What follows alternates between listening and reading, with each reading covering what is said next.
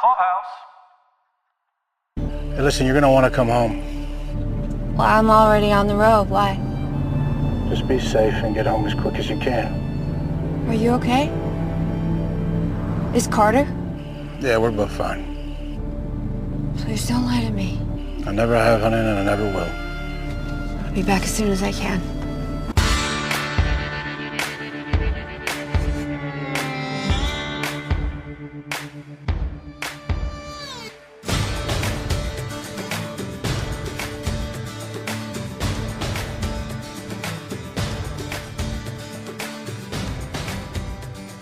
Welcome to Pod Clubhouse's coverage of Dutton Ranch, the newest entry into the Yellowstone universe of shows. This is Caroline. And this is Mike. Tonight we're discussing Episode 3 of Dutton Ranch, Act of God Business. Tonight's episode was written by J. Todd Scott and directed by Emmy Award-winning and prolific TV director Greg Yaitanes. J. Todd Scott's only other writing credit, just so you know, was one episode of Lawman Bass Reeves. So very new to the writing game. And I guess his other credit was in the Taylor Sheridan universe. But again, it's that Chad Feehan connection, because you'll recall Chad was the credited creator and executive producer and showrunner on Lawman Bass Reeves. It's the Feehan of it all. The Feehan effect. Just a community note, please join us on Facebook in the Yellowstone 1923-1883, the Madison and Dutton Ranch discussion and news group to discuss Dutton Ranch and the whole universe of Taylor Sheridan and Yellowstone shows. Just a reminder, we assume you've watched this episode. We're not going to go step by step, but we will absolutely spoil it for you. So if you haven't watched, please put us on pause, go watch the episode, and come on back. I want to discuss this very briefly just to say we acknowledged it, and then I don't want to have to spend 9 episodes discussing it. It's just part of the suspension of disbelief, I think, for television watching that sometimes we have to get used to. Beth Dutton does some Texas warp travel in this episode. I just want to briefly describe it. I mean, she had a very long day in the car, not including her morning herd ride. She made a stop in San Antonio at the butcher. Then she has the time in Hotel Swexin in Dallas. Then gets it back on the road and makes it all the way back to Rip into Dutton Ranch. Well, now Rip is staying up all night, so maybe it was like 4 a.m. At a minimum, it's going to be like 5 hours each way. Probably be more like 6, maybe 7, depending on traffic, just in driving time, to say nothing of all the other things that she did. I think we just need to acknowledge it. She made her way across a lot of Texas over this course of this one day. She looks fantastic when she gets out of the car. Still, she's walking in the field in her Louboutins, you know. I don't know if this is something that bothers you as a Texan, but like if someone was going from like New York City to Buffalo and back again in one day and doing a whole bunch of shit in the middle, I'd be like, that is not how that goes. I'm okay with just like letting it be, especially because I think that Beth drives probably like a bat out of hell. Who knows? Maybe she cut down the drive time. Maybe. She was pushing 90 maybe the whole way. I won't say I don't. So when I make that drive from Houston to Dallas, I'm still getting used to the higher speed limit in Texas. It's still jarring to me see 85 on some roads. Like in New York, we just have 65s in places. We don't even get 70. Maybe we get 70 in a couple of very rural areas. Easily I've seen 75 and 10 over. I mean, that doesn't even exist on the ticket. It doesn't start till 10 and up. So that gives you at least 85. New York actually just passed a law in the last legislative year where they said that that 10 mile an hour gap is going away. That's crazy because I mean, come it's on. Nonsense. Nobody's foot is that precise. Give me a break. I want to talk about one theme that stuck out to me as I was watching this episode, and it's a Rip-specific one. I feel like there's a lack of questions being asked in 2 very particular things that come home to roost in this episode. He should have asked Azul a little bit more about what Zachariah's history was, especially since he was going to pick him up at jail. Not that it would have maybe deterred Rip, and I don't think it would have deterred Rip had he heard the story beforehand. He may have been able to guess about someone coming to his property with a gun and ready to do some violence had he been aware of the story more. And I think he also probably should have asked some more questions about what Bullet's history was, Bullet the big black Angus bulls, before just introducing him to the herd. Lack of questions in those 2 areas led to some problems in this episode. I would have thought that it would have been pretty standard with an auctioned bull, that it would have been something like, this is a sale provided the animal is healthy after being looked at by your vet. Like that would have been like some contingency there. But also maybe it was like an as-is situation. like you get what you get. You would normally have it at an auction where somebody like reads off a description of whatever it is you're bidding on, and or maybe they would have zoomed in on like a brochure or something that they were holding, like a pamphlet that would have listed off like all the information you needed to know about the different lots that they would be auctioning off. It is questionable. How in the world did you auction off this bull and not realize it was sick? I've had it for like a day or two, I guess. I mean, it's a very short period of time, I assume. I take a car that I'm going to purchase to my mechanic before I purchase it within that window so that I know for sure, like I've had my guy look at it. I don't know why you wouldn't have a vet look at it right away, especially before you introduce it to the rest of the herd. Right. And that's the important part here. So I went back and I watched the auction scene. When Bullet comes out, it sounds like all the auctioneer gives is his weight beforehand. There's no other information said about the ownership or where he's coming from or anything like that, which is going to play into this, whether or not this is a Beulah Jackson / 10 pedal / Mariano kind of planted bull, which we'll discuss later on when we get to it. But there was nothing to give a hint at that. I did look at signs, though. I froze the screen and looked at signs around the auction house, and they have a very large sign that does say all livestock sold as is. And they also have another sign that says the auction house itself does not guarantee any of the livestock. So, okay, so maybe you can't condition purchasing the bull on its health at that time. That's not how it works. But that is a separate issue from before I offload it and just willy-nilly introduce it to the herd.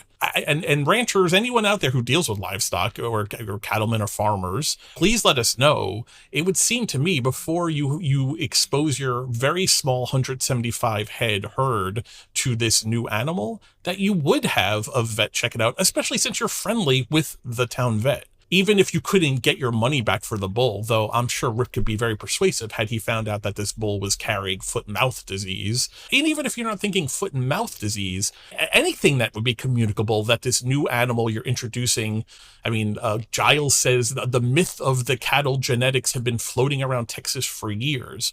It's not like Rip is brand new to this business. He's just new to it in Texas. And again, maybe this is hindsight badgering on Rip, and maybe he's going to think the same thing. Quickly on foot and mouth disease, just because I ended up doing a lot of reading about it in preparation for this episode. So foot and mouth disease, very quickly, the sores between their hooves and stuff, that is a telltale sign of foot and mouth disease, and there's a lot of different ways it can present. We should know it has been eradicated in the United States since 1929 and has been eradicated in Mexico since 1954. 0 cases in either of those countries since. In 2022, South America had already reached 99% eradication, and they expected to be 100% eradicated by 2025. Now, I couldn't find any updated stats, but I was looking at the World Organization on Animal Health. I was looking at the National Institute of Health. I was on the USDA's website. This is not a problem that currently exists in the United States or Mexico, presumably the two places where Bullet would have come from. Kind of like warp travel around Texas. Maybe we have to do a little suspension of disbelief that this is the disease that would be introduced to Bullet if it was a planted disease. I guess they had to pick something that would annihilate an entire herd, but I agree with you that this seems like a reach given what we understand about the history of this disease. So, we had talked about this a little offline about like, is it potentially something that was introduced to this bull, like to cause a problem? Is that even a possibility? And I think it is a possibility. I know that sounds far-fetched if you're a listener and you're like, what do you mean? Would you purposely get a bull sick in order to annihilate like an entire herd? Like you could do that. I don't know where you would get foot and mouth disease germs to be able to do that.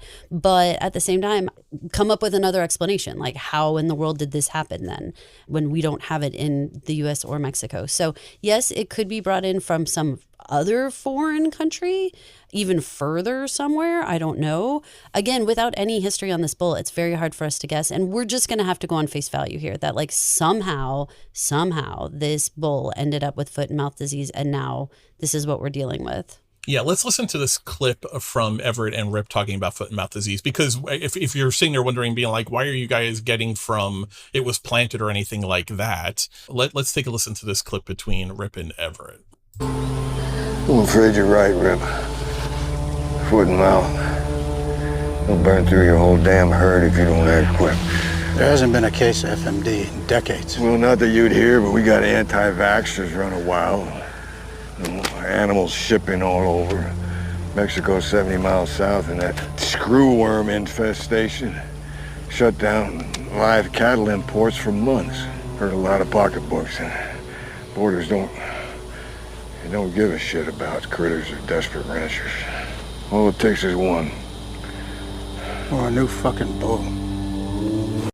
Now, on the screwworm thing, there have been no recent cases of it's called New World screwworm in the United States, but there have been some recent cases reported of it in Mexico. It is an invasive fly species that burrows into living tissue and consumes it. Super gross. Gross. So I guess when he says, like, not that you would have heard, what he's saying is, it still exists out there. Like, I mean, most people would say the measles have been eradicated or something like that, but we all know that there are still isolated cases here and there. We're just going to have to take their word for this plot point that this is the disease that has come to the Duttons' front door, and what are we going to do now? Well, the fact that Everett goes on to say, I'm going to keep this a secret for you and Beth, but if it breaks out, you won't be able to contain it, and neither will I. That kind of goes towards not that you'd hear about it, so that maybe there are individual cases and maybe herds are dealt with, or small segments of herds are dealt with and put down, and they just don't get published. I mean, that makes sense, right? Sure. It's like the big concern about mad cow disease, right? The idea that mad cow disease was always like a British or European thing, and if it was ever to come to America, it would be devastation. I mean, I know there's a West Wing episode actually about it, of all things. If it was widely reported that mad cow disease had reached America, which I think there ended up being an isolated case of it a couple of years ago, so it would have a massive economic and stock trading and futures commodities trading effect, but also it would affect the ability to go buy hamburger in the supermarket. It would be catastrophic. I mean, we saw the effect of this with the avian flu, right? I remember, and the eggs skyrocketed up to like $9-10, maybe more, for like a dozen eggs. Everett seems to be kind of saying here in implication, sometimes we keep this stuff quiet as to avoid a widespread panic. I will say that the World Organization of Animal Health lists infected animals newly introduced into a herd as the first of like the top 7 transmission methods, which makes sense. You could see why Rip would turn his stink eye right to Bullet immediately. Now, the question is this a 10-pedal plot? That actually hasn't been explicitly raised here. It's one thing to say Bullet was sick and introduced to the herd. It's another to say that it was a plot from 10-pedal or from someone else. We're saying that because don't you feel like it's inevitable that that's going to be a question raised? I mean, I just think that it's a fun theory to think about is like, how far would anyone go? How far would the Jacksons go to sink, the Dutton Ranch or any other ranch for that matter? I mean, they didn't know for sure who was going to get that bull. Is it possible that a tainted bull was put into the auction? I'm going to say I think it's possible. I agree, which then makes the act of God business that Everett says at the end. He tells Rip, he says, you're doing all you can, which is all a man can do. This is an act of God business. Well, yes, insofar as the sickness goes, but if an enemy plotted this and planted this, then it's not just an act of God business. This is an act of man business. And that's a whole other thing that I don't think Rip will be very quick to forgive or to forget about. I want to stay with Rip because I think the other major theme for Rip this week were lies. Lies and lies. Lies, Rip. Let's listen to 2 clips. The first part is from the end of the episode, and then we jump back to the very beginning of the episode. I got it. Hey, listen, you're going to want to come home. Well, I'm already on the road. Why? Just be safe and get home as quick as you can. Are you okay? Is Carter? Yeah, we're both fine. Please don't lie to me. I never have, honey, and I never will.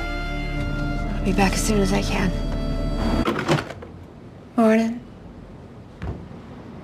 Morning. And coffee.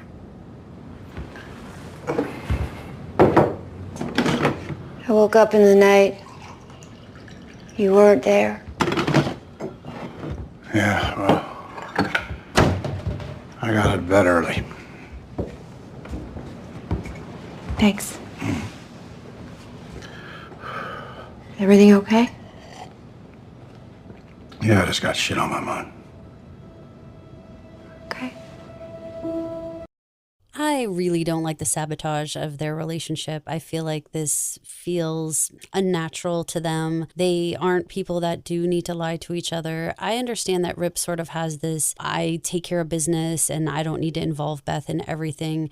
But that feels like they left that behind a long time ago and that they were going to just shoot straight with each other. And there's no reason with either of them why they can't tell exactly what's going on. Neither of them will fly off the handle with each other. Neither of them are going to walk away from each other. Anything he's feeding himself or anything that the writers are trying to tell us for a reason why Rip couldn't trust Beth with the truth, I just don't think is very strong. They're just trying to feed it to us and we're like, but that's not that character. And, you know, you mentioned in the last episode that Cole Hauser himself had an issue with this entire thing because even he, who embodies the character and is in this fictitious relationship with Beth, felt like this isn't true to him. This isn't how he would handle this. As longtime watchers, I have to feel like, I understand you're trying to create a problem. You're trying to create some tension.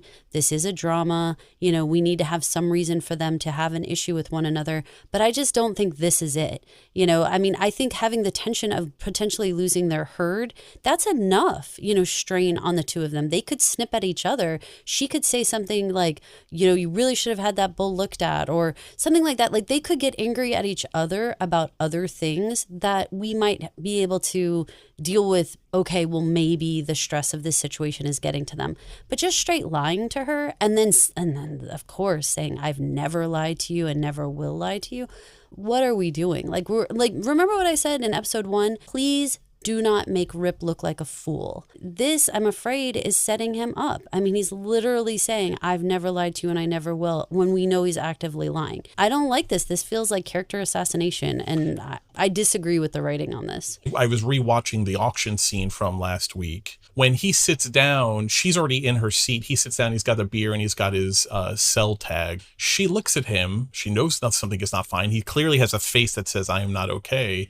And she says, everything okay? Are you okay? And he's like, yeah, everything's fine. And she looks at him again. She knows he's not telling the truth. Same way at the beginning of this episode, when she comes into the kitchen and asks him, I woke up in the middle of the night, you weren't there. And she specifically is saying, is everything okay? And he's saying, everything is fine. I just got shit on my mind. No, Rip, you cannot then say you have never lied to her. Like, she's giving you chances, because even at the end of that clip, she says, okay, and then she sips her coffee. Her face says, I know there's something going on. See, I have an issue with this kind of thing in any relationship where one partner is feeling like something's going on with the other. And rather than acknowledge, well, if you're feeling like something's wrong, maybe we do need to have a conversation, because maybe something is wrong with me and I'm not even clocking it yet. Maybe you're clocking it before I am. That's the type of thing that I feel like evolved, mature relationships, which I feel Beth and Rip are. Like you've already pointed out, now this is several times she has asked him if he's okay. Our Beth,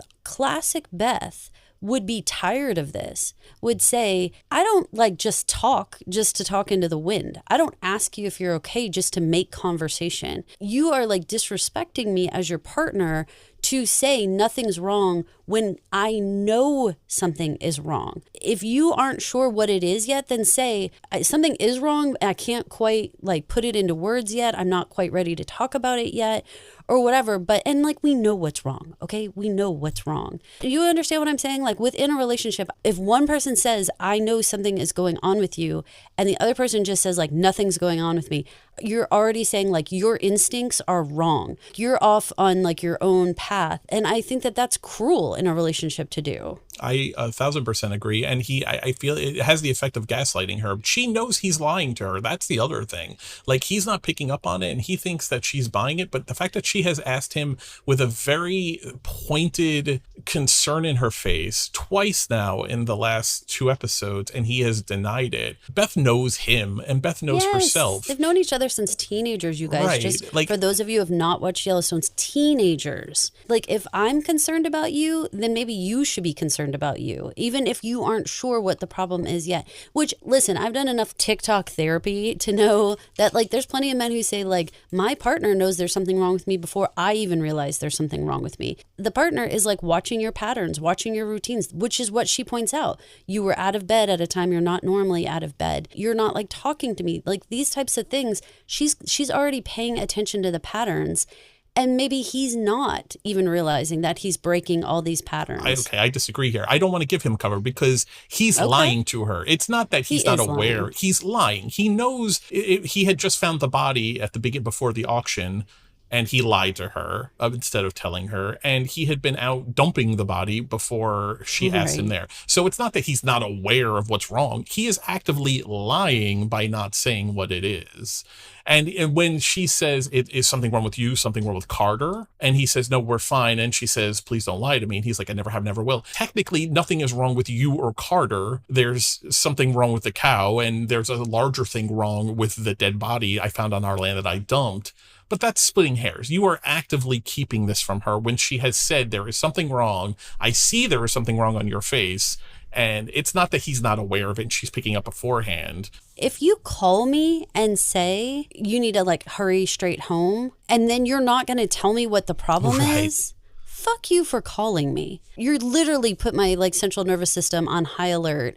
And now I'm completely upset and you won't even tell me what's going on. Say some of the cows are sick, I'm concerned, and I need you to come home. Yeah, we've got an issue with the cows. Just say it. Right. Why? What is the point of this kind of playing games with her? They are partners in every way. None of this makes any sense. The body, I understand there's a weirder element to that. Their livestock, why can't you tell her on the phone that that's the problem? Especially when she had just been at a meeting. He's been dealing with this literally all day while she was going to a meeting to sell the beef that now may have a problem. You actually owed her a phone call and been like, maybe you need to actually hold off on this meeting because we may have a catastrophic fucking problem here with our brand new herd. I completely agree. I want to actually stick with Beth. She had a very successful episode, and I think she also showed some real shades of this new Beth, again, I don't want to say gentler. I feel like that's demeaning or belittling to her, but it is a more mature side of her, emotionally more mature side of her than we're used to seeing with Beth. So I want to just kind of explore it a little bit. First, I got to talk about those shoes. I feel like it was almost ritualistic, her pulling out. Is Louboutin? Am I saying that correctly? Louboutins. Yeah. I feel like it's a real power shoe. I feel like it's a real power move. I kind of pumped my fist when she pulled them out of the box. She was armoring up for the day. She was putting on the uniform. Yeah, it was her power suit for sure. I think she looked fantastic. Yes, we had to deal with a teaching moment with Claudio and that, which I give the show credit for. This is kind of stuff they're doing with Landman and other stuff that Taylor Sheridan shows have done, where they're teaching us about the state of the beefing ranching industry, right? Claudio with his 9 ranches, 3 gave up, 3 were sold off by the acre, 3 were bought by quote unquote big beef. Talk to me about how she dealt with going to the chef offering double the tips, the $1,500 in tip out money that they were denied the night before as a way of getting the ribeye steak made. This was a smart way to do it. I'm happy with myself for having watched The Bear, so I understood what family meal even meant. For everybody who doesn't understand what that means, because I think there's plenty of people who do not know the restaurant business and maybe didn't watch The Bear or other restaurant shows. Family meal is when the chef makes a meal for the staff to eat before they do service.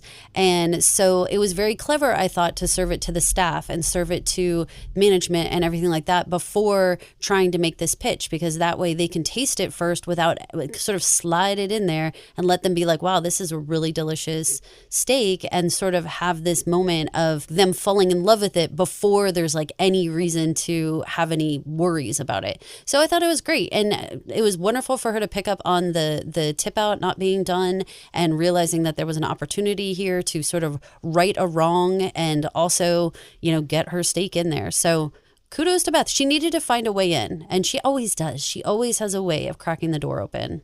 When we've seen her do business before, it's not typically been with the people who do the actual work behind the scenes.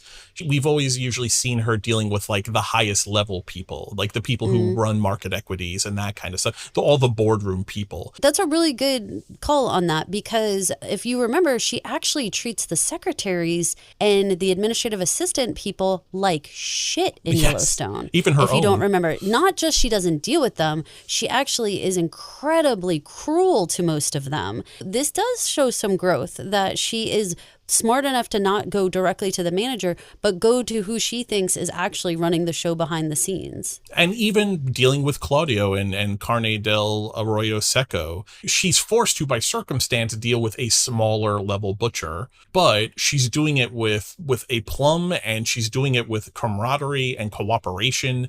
And she says, when he says about the 9 ranches, she says, well, take care of my business and I'll take care of your business. And then she deals with the chef because she picked up on that weakness. That's a whole level of Beth dealing with like the what we would call in like the film business, right? You would say like the behind the camera or the below the line workers. They're the ones who actually get all of this shit done. And I like seeing Beth be able to deal that because, like you said, we've not seen her been either try or be successful at working at that level. But at the same time, she can also then still turn it up and turn it on to deal with the board level room people when she talks to Giles, right? 140 years Duttons have been raising cows. Like, we know ranching, we know this business. So we're seeing Beth operate at like peak Beth, like all of the different levels, and being successful at it. I really like that. I thought it was a great evolution in seeing how nimble she can be dealing with people. Let's talk about the conversation with Giles a little bit. It made me laugh a little bit when he says the myth of the Edwards cattle has floated around Texas for years. That's the quote.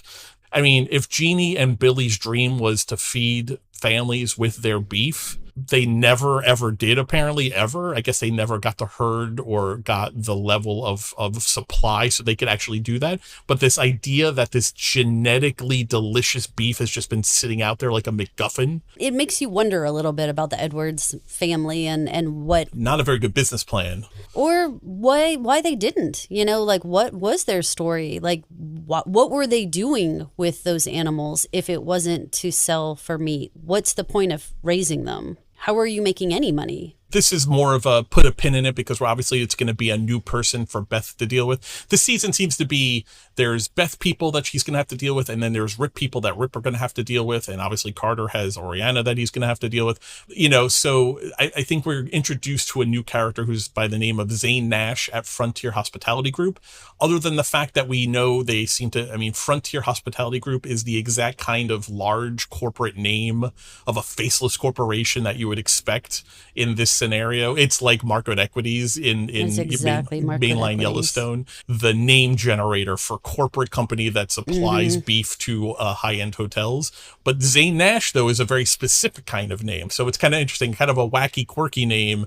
We don't know who this is, but it's someone that Beth is going to have to run across in order to actually get her beef into Hotel Swexen and the other, you know, high-end restaurants in Dallas, which seems to be her target. The plate we see the ribeye is served on is called Stillwell's. Stillwell's is the signature restaurant inside of the Hotel Swexen, which is a real hotel in Dallas. So you could go eat at Stillwell's. It's on the 7th floor of Hotel Swexen. You could go have this meal. And there's a part of me that kind of wants to start doing a whole Yellowstone tour. You know, so I feel like we should lead like some kind of get together with fans at Stillwell's. Oh. The last thing about Giles that really struck home to me was him going on about the quality of this Black Angus beef and the myth of the Edwards cattle. That made the foot and mouth disease storyline so much more devastating. Yeah. There's something special about this beef, and now it may all be fucked. It is terribly devastating. I don't know how they're going to control it. I feel like they have to. It seems like if they decimate this entire group, that will just feel like they are like practically cursed. Like they need to get into a different business. They just left a burned down ranch, and now they come and decimate this like historically amazing herd. Like it's like y'all need to get out of the business. Like right, this is decimated not for it you. in like record time. Now, the saving grace is we did hear Rip saying that he was going to quarantine the herd with like a pasture in between them. So it sounds like maybe he took preventative steps early enough to maybe not burn out the whole herd. But they only have 175 head to begin with, not counting the little brown cow savior, which listen, if they end up killing the little brown cow, I may riot. That cow is a symbol of hope and has to survive. Maybe they'll end up being like a mix between the Yellowstone herd and the Black Angus herd, and somehow that's going to be an even better version. They're going to have to mix the bloodline, it seems, right? I wonder what happened to the Yellowstone herd. I mean, we saw him cut the fences and let the Yellowstone herd run, And so we assume that they made it far enough away. Let's assume you would think, and they would have all been fire. branded, right? Is there any way that's how they restore the herd here? Is there any way that they can get up there and bring down a bunch of these cows? Is that possible? Is there going to be like an actual like trail ride to move them from point A to point B? That would be insane, but I suppose it's possible. It would also be kind of insane though to kind of truck them all, given that how little you can really fit on a truck at a time. All of it seems crazy. Yeah, I think the idea of mixing the Yellowstone with the new Dutton Ranch feels like right. That feels like maybe that becomes the strongest version. There is something thematically pleasing about that. It feels like we do need another flashback, though, because I had the same question. What actually happened to those cows? Are we supposed to take the implication that they were all burned to death? I don't think so, because, I mean, he did cut all the fences. He did all the things. And he rode them out, right? He hunted them all away.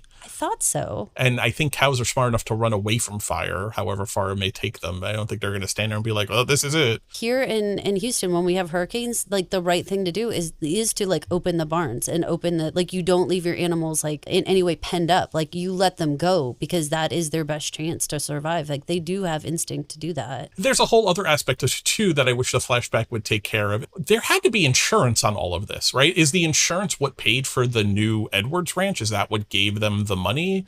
Even this black bullet had to have been insured. There's no way they are putting a $10,000 bull into the herd without it being insured, I think. From dealing with various insurance things, I mean, things don't happen overnight. So it's not like you would immediately get that money, even if there was insurance on the Yellowstone, which I don't know. I mean, I think it would be reasonable that there would be some amount, although we know they were strapped. And, you know, when people are strapped for cash, some of the most obvious safeguards get let go. Things like they stopped paying for insurance. They had constantly talking about financial issues. But maybe old Jamie will come back around and it'll find out that like Jamie didn't pay the premiums and that's why, and now the insurance was lapsed or something. Which is a great segue actually, because the ghost of Jamie is actually invoked while Beth is still in Dallas, and it made me chortle a little bit. Dude, I hooted when she said my father's attorney. I hooted out loud.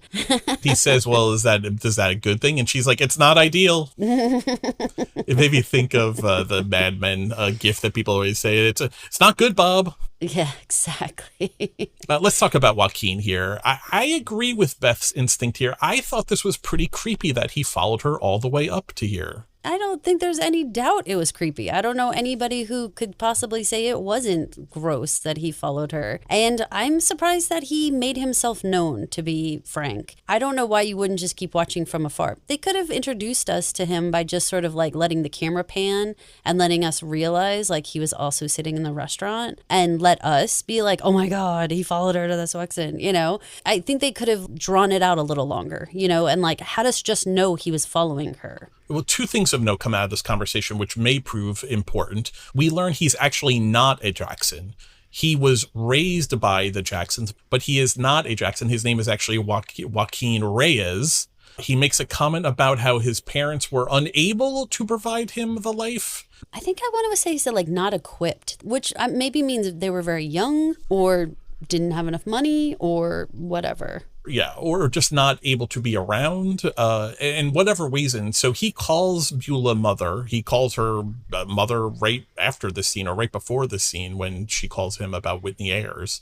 Did you think it was realistic that Joaquin would offer so much personal information about himself upon first meeting Beth? Because that seems like a really vulnerable piece of information to pass over. It seems like a lot of information to pass over. Not just a lot, but very personal. I know you, and there's no way that we're meeting this person for the first time that you are going to tell all about your family and your family roots. Like, there's no way. There is zero chance. We may know each other a year before you had any of that information about me.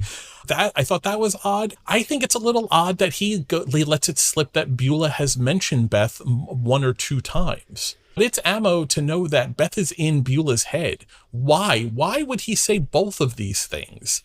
I have a theory, but I'm curious what your take on it was, because I agree with you. I think it was a lot of intimate information to give to this woman who clearly is put off by you being here.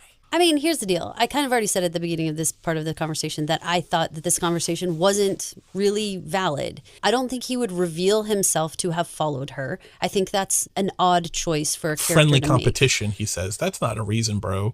But that's fine. But why would you go up to her at that point is what I'm saying. Like, I don't care about the following. Like, I think that that's on brand. But why would you go up to her and be like, I'm following you? Like, that's weird. Followers don't do that. You know, like, that's strange. So you're asking me what I think about this information. All could have come out at other times in other ways. So to me, this conversation was misplaced. Giving that this entire background of his family seemed nonsensical in a business setting, super freaking weird. I don't think people talk about their families like that and give all of their backstory. Beth didn't say, oh, my father's attorney is my adopted brother and I killed him. I mean, that would be the equivalent, and that's silly. So it doesn't make sense that he's like, oh, no, she's not my mom, and blah, blah, blah. Why would you tell this? This is weird information to pass on. It doesn't make any sense. Additionally, I agree with you that it is like some amount of information for Beth to know that, yeah, she made an impression and that she's like living rent-free in Beulah's head. But at the same time, she already knows that. Beth lives rent-free in everybody's head. This is her life. She goes around making like explosions wherever she goes and then walks out of the room on her heel knowing that that person is going to think about this maybe the rest of their lives. I didn't need this conversation. And in fact, I thought it would have been far more compelling to leave him in the background and he never has a conversation with her. You just see him creeping about, you know, and that would be enough as the audience. Like, we would be on the edge of our seats being like, what's Joaquin gonna do? What's Joaquin gonna do? Oh my God, he's like following her. We would be talking about this excited instead of like, why did he do this? Here's my theory. All of what you're saying, I agree with, except for, unless I think the theory that I have in my head would prove out. And I think it's pretty far-fetched, but it's the only thing that makes any of this kind of make sense. Because they're away from Rio Paloma, and which means that they're away from Beulah's many, many watching eyes and ears, I think that's a lot of ammo to give her that you are living in Beulah's head. I feel like this maybe is an opening seed of Joaquin not being as loyal to the cause and maybe being more of a man on the inside. I have this feeling about Austin, the ranch hand. I have this feeling about Joaquin. I had this feeling, there were a couple of interactions with Joaquin and Beulah last week that made me think to myself, man, he's going to end up betraying her because he's sick of being her whipping boy and cleaning up Rob Will's messes. This scene, the reason for giving out all this information, that being vulnerable, and then also giving a vulnerability about Beulah to Beth, who, I mean, he says friendly competition, she says enemy. Like, we're agreed that we are adversaries in this business world, but here you are giving me very vulnerable information.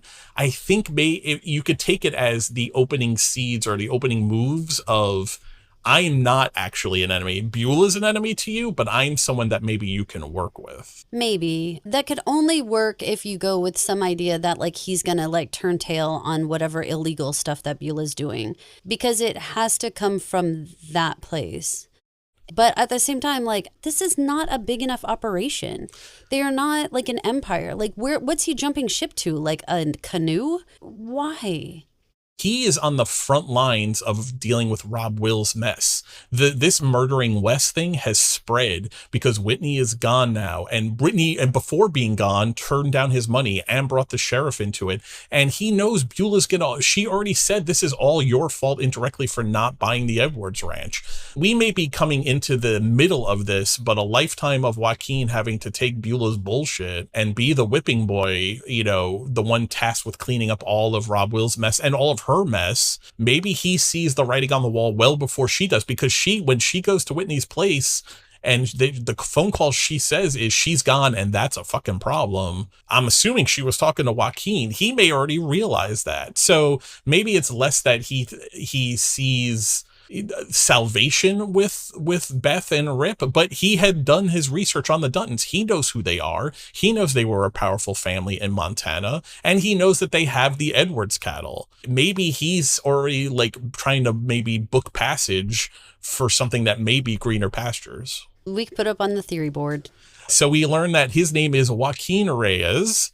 I think we need to talk about his father, Mariano, who we don't meet in this episode, but we hear in this episode, and who was credited in this episode as Mariano Reyes, played by Raul Max Trujillo. Let's play the clip between him and Beulah on the phone, because I think it may set up a significant plot line.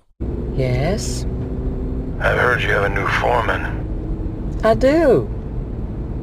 We have a lot of cattle moving this month. I'm aware.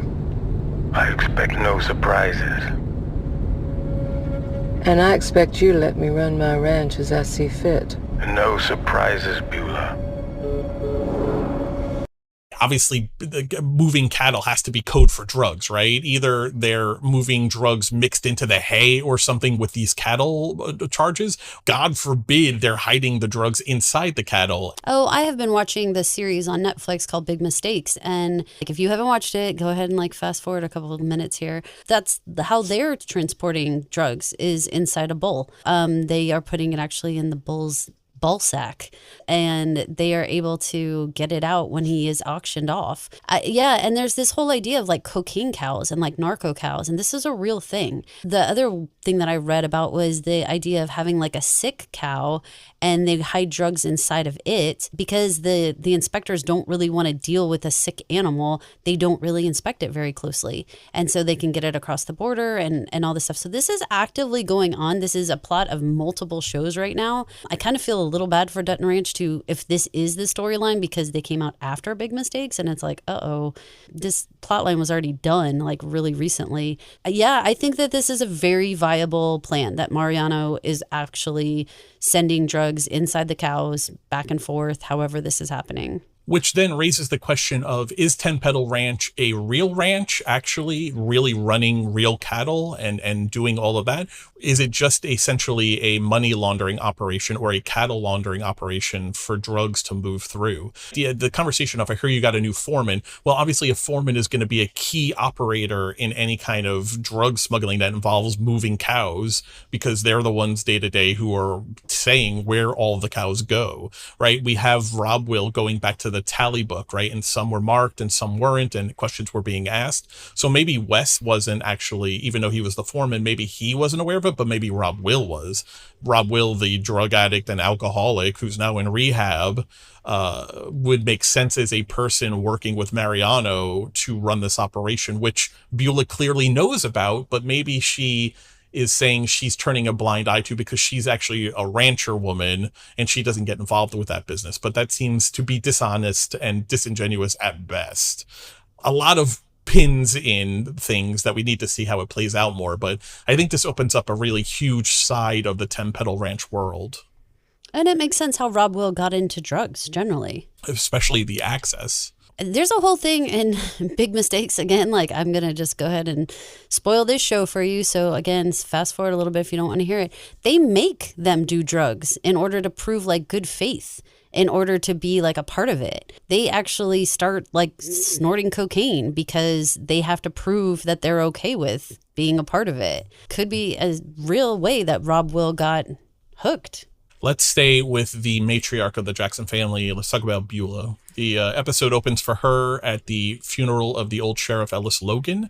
My impression here is why we have this scene is just to show us that Beulah is so polished. She is not a politician as far as we know, but this eulogy she gives is so polished and is so professional. It is like a politician's eulogy. It has all of the right beats, the sadness, the humor, the funny story about how, he was a great lawman, but he stuck us into the drive-in. Just really impressive how she delivers all of this. I don't know what your takeaway with this, but I want to talk about this scene in particular and what your reaction was to her and Everett in how they interacted. It just showed her charm to the town. I mean, it showed their response to her. We got an opportunity to see her speaking in front of all of the rest of the town, and they were nodding their heads and smiling and looking at each other yeah, she's so right. Feeling yeah, she represents all of us, and clearly she has the charm and the poll and the everything else that she would be asked to talk at the sheriff's funeral, and that she would do a good job at it, and that everybody would be like nodding their head in approval. So yeah, she's clearly accepted by everyone in the town. Her interactions with Everett, definitely, I agree. There could have 100% be like a romance that happened between them. Again, I'm kind of going with the idea that maybe Everett is Rob Will's dad. I feel like that is a possibility. We talked about who did we meet that could potentially be Rob Will's dad or Joaquin's dad. Now, we weren't sure about Joaquin. We were sort of like leaning more towards maybe it was like Hector or somebody in Azul's family. And maybe that's why there was sort of bad blood. But then when they brought in Mariano, it was like, okay, but we don't know. Maybe Mariano's like Hector's brother. Like, we have no idea. Maybe there is still a connection there. But Everett, I thought the two of them obviously had some chemistry, obviously had a past together. And I thought that they did it like very succinctly. It was like 3 or 4 words between them and you got the whole story. And she says, I've missed you. She kind of wryly smiles. She touches his arm. She smiles. She fixes his tie. I was surprised a little bit, honestly, about all the physical touch that she did with the men. I don't want to say it's like beneath Beulah, but a little bit it is. Like, it is playing a game, but it's playing like a game she doesn't have to play. She already has the power in the conversation. She doesn't need to touch his arm. Even she did the same stuff with the sheriff, and I felt weird about that. Like, that felt more weird to me. It's an approach that Beth sometimes does, where she uses like her sexuality and stuff. But this character, that's not what she necessarily is about. She's not about using her sexuality in order to get men to do what she wants them to do. That's Beth's character. That's where she comes from a lot of the time. So I felt like it was a little like in the writer's room, like they kind of mushed these women together too much. Fixing his tie is a little different than touching his arm. Fixing his tie is a little like, you look disheveled, let me fix that for you. The touching the sheriff, I felt like, okay, now you're being weird. The interesting thing with Everett for me was she did all that, and the way she fixed his tie, it was like maybe she would fix his tie back in the day or something. Of course, yeah. It was something she was trying to stoke nostalgia for him. And he is so standoffish here. He gives just a little yeah, he gives a little nod, and then he says, take care, and he walks away from her.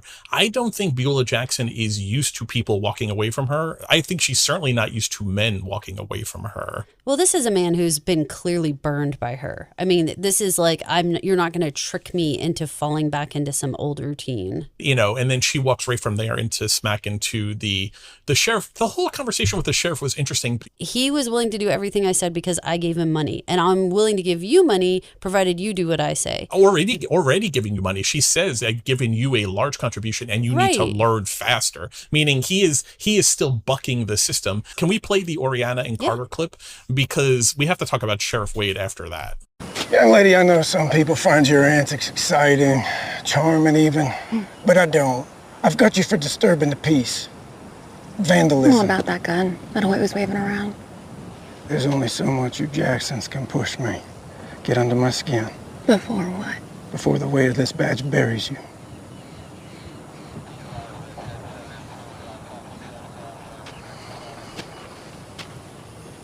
Son, I think I've extended you about all the courtesy I can. I want to like you. I do.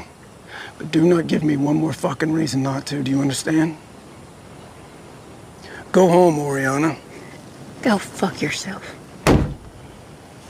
Take her home, kicking and screaming if necessary. I see either one of you again, I'm putting you in cuffs. Let's start with the Carter part first. I think it's interesting that he's even being remotely sympathetic to Carter because he's run across him twice now doing bad things. But he says, I want to like you. Don't give me another reason not to like you. At least he's almost feeling bad for Carter for being wrapped up with Oriana. I think that's exactly it. I think you hit the nail on the head. I think that this is just another face in the driver's seat of a truck that Oriana's in that he's dealt with hundreds of times over. From the time she was probably 13 years old, he has pulled over men who have been sitting in that seat. And he's trying to warn Carter, like, what are you doing, dude? Like, this isn't for you. And like, don't do this. Her behavior with the sheriff, of course, was awful. And I was like, this is terrible. My son was in the room and I literally was like, you pull over for the cop. If they like, do not listen to this girl. She was like, don't pull over. What do you expect him to do? Have a Fast and Furious car chase with the sheriff? Or like a shootout? Like, what are we doing? I mean, this girl is so ridiculous. This character is ridiculous. All of this, I don't want to spend any time on these two. Neither do I. But she is, I mean, the takeaway is she is a bad influence. He has cut class again, which Beth, for whatever reason, now going to school has come up in 2 of 3 episodes. She's going to lose her shit when she realizes that he is regularly cutting class now. The pot smoking, the sex in the house while the cows are dying outside. Like, why isn't he out helping Rip? Why isn't he out helping Rip? Everett's out there. I'm really disappointed in him because that is a huge part of what his role was on the Yellowstone. I mean, he was 100% learning how to be a ranch hand. That was a huge, huge part. Remember him having to saddle the horses for John and all this stuff? Like, he's grown up in this. So the idea that he's inside the house smoking pot when their herd is dying, that you need to just stop, boldface that whole thing and say that is such a betrayal of this little family of 3. He was taken in and was taught the ways of how to be a good man and how to do things right on a ranch. And this is what he's doing instead. The one big thing that I want to say why we're really going to skip over a lot of this Oriana stuff is because I feel very strongly that the Yellowstone whole destiny here focused a lot on older couples, and it was not a teenage show. And I understand that, like in Landman, we have like a younger character, and I understand that even Elsa was a younger character in 1883. But we focus a lot on like the next generation up from that, and that's where I want our conversation to really stay, because this teenage stuff, I don't even think this is our listenership, nor do I think it's the viewership of this show. I don't think there's a lot of teenagers that are watching Dutton Ranch. Dealing with the girl with the pot smoke in your bed is not groundbreaking television. You know, I want there to be some consequences. I'm curious to see Mama Bear Beth get activated because she's going to learn about this one way or another. After that conversation and after Wade's conversation with Beulah, Caroline, I don't know if I like this sheriff or not. I can't decide. He is a character that I don't have there. I see that he feels like he's trying to do justice and do the right thing. He takes Whitney's statement after hearing her talk. He's trying to give a lifeline to Carter. He's not impressed with Oriana's antics, but also he clearly seems very reluctant to fuck with Ten Petal and to take them on. Where are you with this? You have such a better moral compass on people than I do. Where we feel about the sheriff? I feel like we've seen this character before, right? I feel like we've seen a law enforcement officer of some sort, no matter where it's been, all different ones, right? Where the town has worked in a certain way for a certain amount of time, and now they have to take it over. And unfortunately, they tend to be corrupt situations, and where people have turned a blind eye to certain groups, and they've been given like special dispensation for things. And it seems like Sheriff Handy is doing the exact same thing that we've seen done a million times over, where he's like trying to right the ship, trying to not have his strings pulled by people like the Jacksons, right?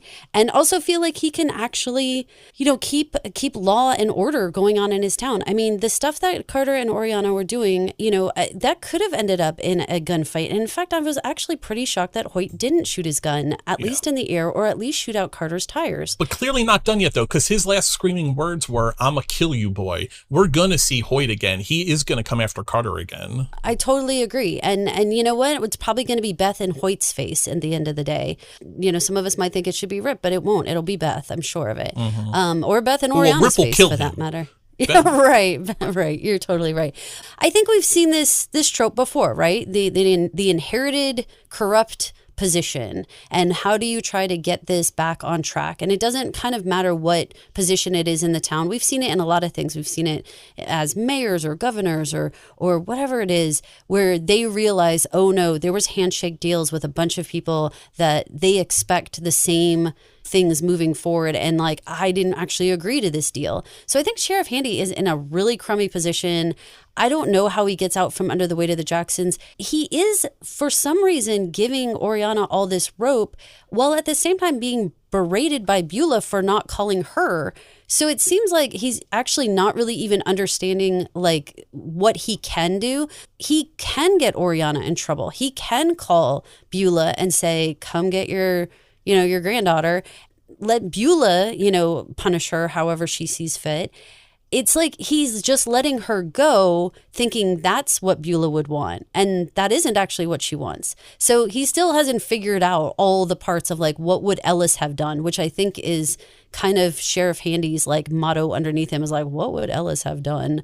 How do I figure out what my next steps are? But I think he's pretty doomed because he either has to become corrupt or he's going to get taken down by any different person in the town who already had a handshake deal with Ellis. Or, like Joaquin, I think he is another pawn in this scenario that becomes a vulnerable piece for Rip and Beth to take to their side. They're tired of Beulah and what they see as her dictatorial reign. And now you have these badass motherfuckers from Montana who don't know the players. They don't know they're supposed to be subservient to the Jacksons and to Ten Petal, but they do seem to exert some kind of strength just because of who they are. Weak people rally, sheep rally to, the wolf. And if they don't want to be under Beulah's thumb, maybe they will find solace and protection by running to Rip and Beth and becoming allies with them. Because if anyone can take them down, Rip and Beth just have the fortitude to be those kinds of people, even if they don't have the leverage. What's the partnership? Like, that's the thing. Like, what's the leverage there? Like, that's what I'm saying. Like, I understand what you're saying. If they were the Yellowstone and they were as big of an empire as they were by having like a man in the livestock commission, by having a man in the governor's office, yeah, I agree with you. These people could join the operation, but there is no operation. This is just a couple with a couple of head of cattle. What is Joaquin running? How does he jump ship and start working for them? They don't have any money. They don't have an empire for him to run. How is Sheriff Handy? Where's the power coming from?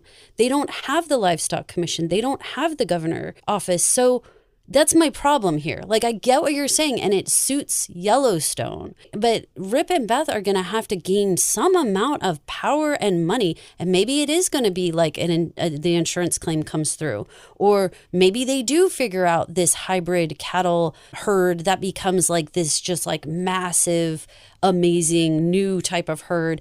I'll go with that it has the potential for that. And maybe this plays out. Maybe these are the seeds of a season 3, coming through or something like that. But right now, Rip doesn't have any power to help Sheriff Handy. And honestly, neither does Beth. And they don't have anything for Joaquin to do. Like, Beth would look at him and be like, I could run circles around you, Joaquin. I don't need you to run our empire. We don't have an opening for you. But perhaps if the goal is is left to lift up the Dutton Ranch and more to take down Beulah, leaking of information like what Joaquin dropped that Beth is in Beulah's head. The sheriff knows where some bodies are buried. Quite literally may have an idea of where bodies are buried, and that may be information. And they have Everett on their side. And I think having Everett McKinney in this world is going to end up being actually a lightning rod. I think in a world where we go, there's a line down the town, and you're either on Team 10 Petal or you're against Team 10 Petal. If Everett is on the against side, I think that's going to bring people to their side just because of that. I'll agree with you. I agree with the idea that there's some potential here. I agree with you. And I think that it's important to show that not everybody is under the Jackson spell. And I think that's an important part that you're pointing out, regardless of if they go with the Duttons or if they just stand their ground in whatever position they hold, right? So whether Joaquin just kind of overthrows Beulah because he can within the inside, and he can do it because maybe he does make some sort of handshake deal with Beth. And again, they start hybriding a herd or something like that. We don't know. That is possible, that Beth could help take down Beulah. That you're right. And Sheriff Handy, if he just like continues to sort of try to keep law and order in the town, maybe that keeps the Rob Wills from putting bodies on the Dutton's ranch, which keeps them out of trouble in the first place. Like, maybe they don't have to work together, but maybe just keeping them out from under the Jackson's thumb helps the Duttons, if that makes sense. I think it does. One more vulnerable piece, I think, appeared in this episode as someone who may be someone that the Dutton Ranch can exploit and can spill some tea. is old ranch hand Austin Lewis, who Beulah comes to pay a visit in the hospital, which I think she ends up doing more harm for her cause than good here. When she says, we're going to pay your bills, and I give him credit for standing truth to power when you're prone, and he says, I'd rather fucking take another beating than take your money. And she says she respects that. She would have thought less of him otherwise. But then she does say, I could make this much worse for all y'all, which means more than just Austin. Why is Austin even going to go back to Ten Petal Ranch? Like, he says, I just want to do my job like I did beforehand. I guess which I took to mean before Wes was disappeared. Why would you return to the Ten Petal Ranch if you're Wes here?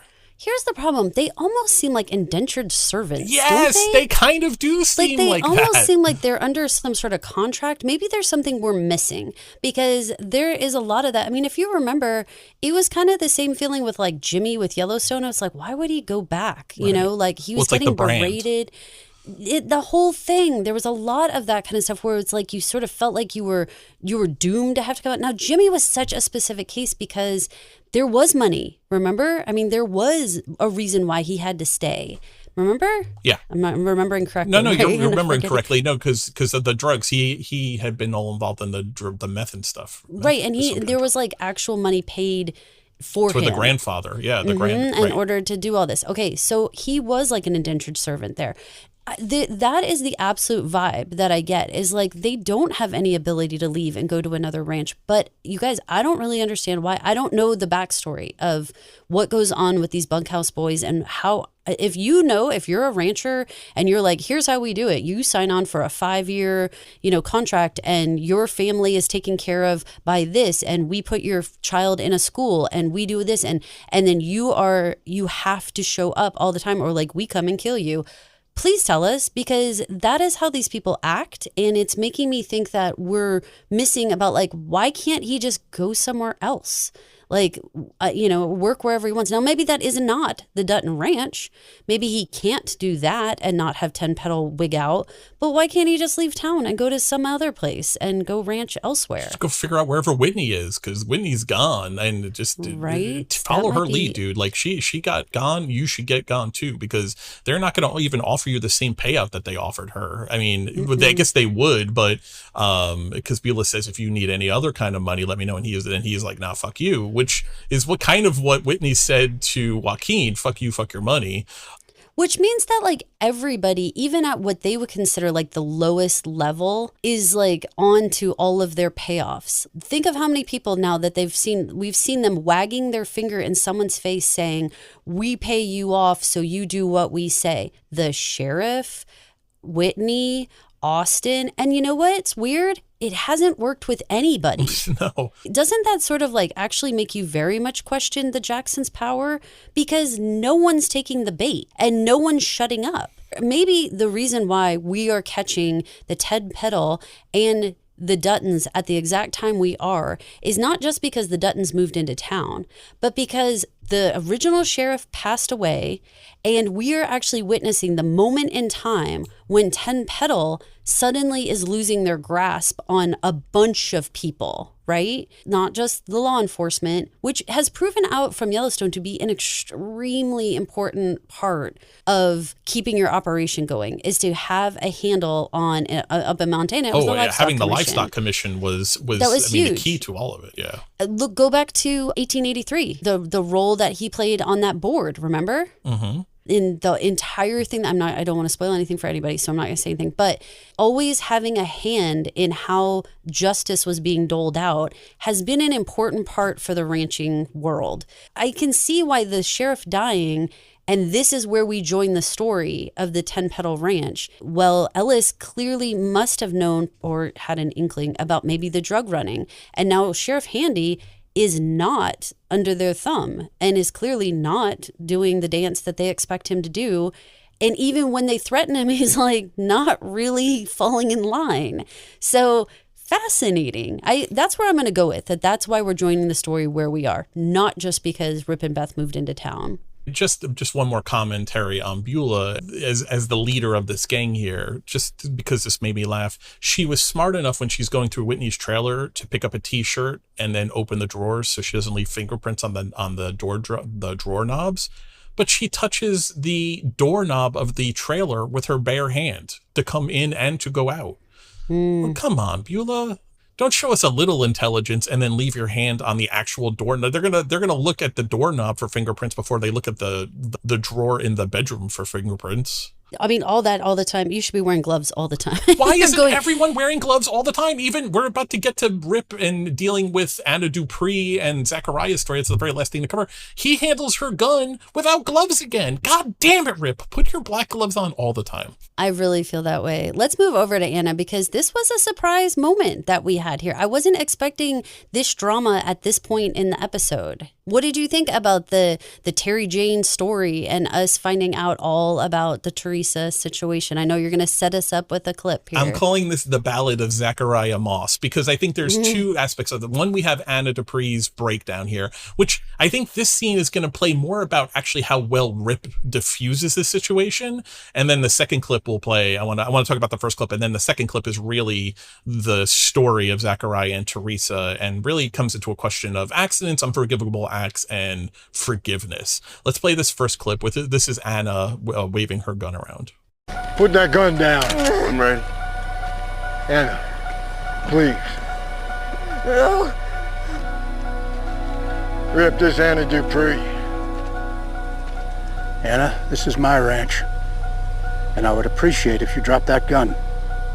You gotta pay. No, I'm not saying he doesn't, but it'd help to know what he did. It's my retribution. Shut your mouth. Just shut the fuck up. God damn it, Azul, close that fucking door.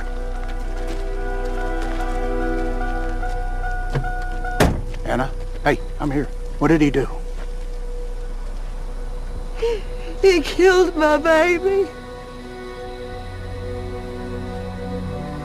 You take someone I love, and I would feel the same as you. You understand? I do understand. Anna, what was your daughter's name? Teresa. Oh, Anna, hey, stay with me now. Stay here.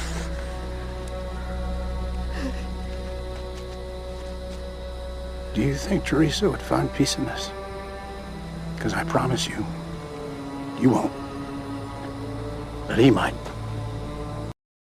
I mean, this is just a master class in diffusing a situation, from how he keeps telling her, stay with me, tell me your story. Like, I'm not letting him off. He may deserve everything you want to do to him, but you got to talk to me first because you're standing on my property waving a gun. Great Rip scene here. Maybe his best of the show so far. What did you think of this? What did you think of the fact that Zachariah was like, I'm ready? And then he was like, this is my retribution, to which Rip was like, shut your mouth, shut your fucking mouth.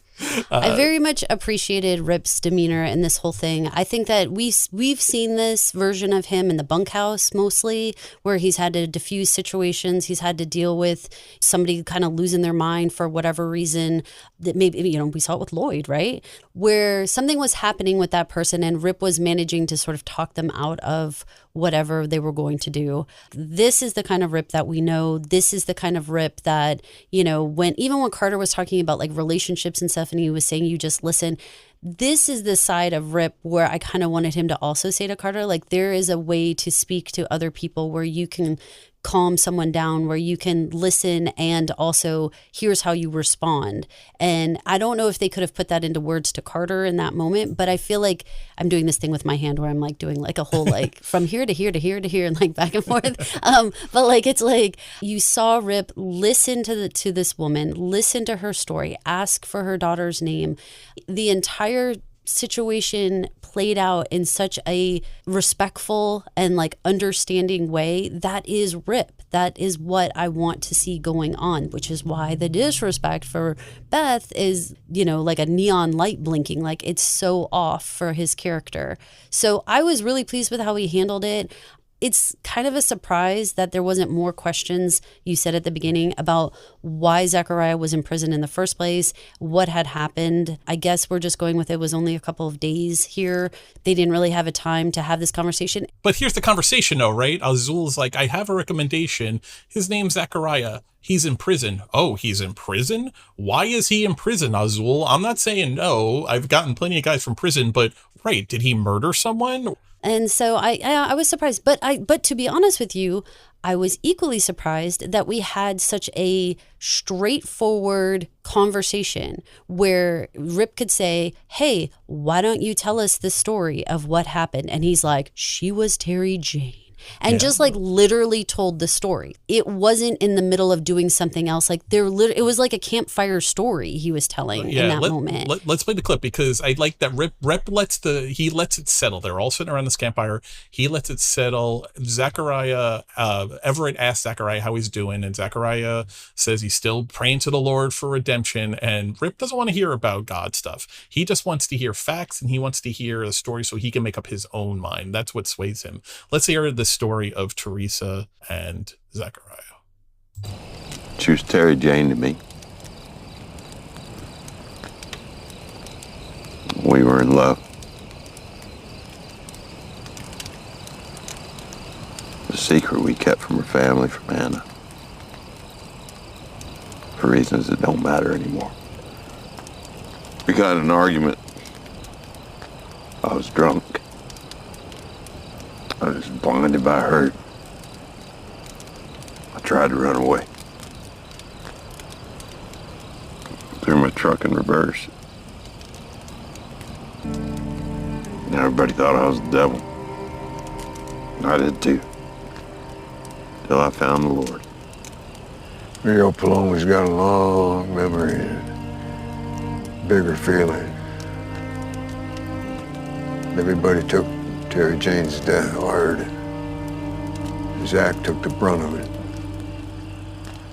Big time. I'm not saying that's fair or right.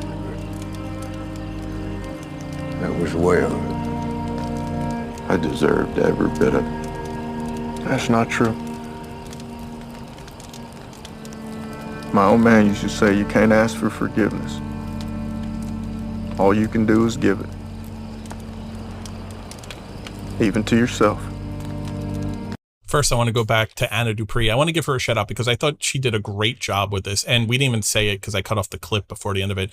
When Rip finally gets her to drop the gun and she says, the weight is so heavy. Like my heart was breaking for her. She really did a great job. Her name is Dale Dickey. She's actually currently in Widow's Bay, which I'm watching and I'm trying to get you to watch. She plays a completely different character named Rosemary, who is essentially catatonic. She's a secretary in the mayor's office in Rosemary. Very different vibe than Anna Dupree here, but really for a cameo job, just one scene character really made my heart break for her. I definitely felt her pain, and I felt the reason why she was standing there and needed to have some moment of just a grieving retribution mom, here. Yeah, I felt for her. When Zachariah first starts telling the story, I got to tell you, I thought we were, because of Oriana and Carter, I thought we were going to get another Romeo and Juliet metaphor. It wasn't that at all. It was really much more about just kind of human weakness, right? All of the hallmarks. He was drunk, blinded by hurt, getting in a car. I was not expecting this to be he ran her over, which I'm correct, right? That's how you're taking this. He ran her over backwards after a fight. Yeah, that's how I understand it. Which, so it was, to me, it was a horrific accident, which I appreciate that, he said it doesn't feel like an accident. Probably because I don't know if you've ever had a situation where in the moment that something bad happens to a person, you also are thinking, I wish something bad would happen to this person. And then you're like, oh my God, did I cause that? Like, was my brain actually he was probably getting in that car being like, I wish she would fucking be dead.